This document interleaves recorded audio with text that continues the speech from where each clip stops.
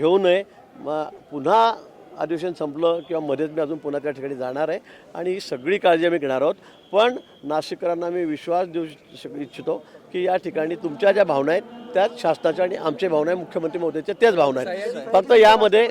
फक्त यामध्ये कुणीही राजकीय पक्ष त्या ठिकाणी आपले मफलर गंडे बांधून हातात झेंडे घेऊन त्या ठिकाणी आंदोलन करत आहे निश्चित. पण याच्यामध्ये कोणी राजकारण करू नका, प्रामाणिकपणे काम करा.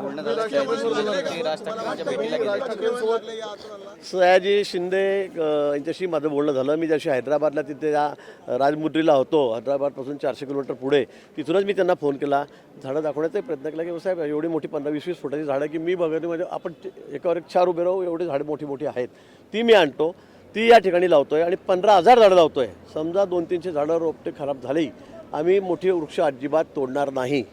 जी जुनी झाडं आहेत त्यांना अजिबात आम्ही हात लावणार नाही.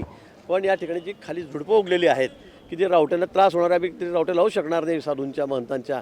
त्यामुळे मला असं वाटतं की त्याच फक्त काढाव्या लागणार आहेत. त्याही आम्ही मुळासकट खालून काढू आणि दुसऱ्या ठिकाणी जाऊन त्या ठिकाणी ते लावू. त्याचा जगण्याचा रेट जवळपास 70 ते 80% असेल आणि जे मग 200-300 रोपटे त्या ठिकाणी ते येणारच नाही, ते जळून जातील.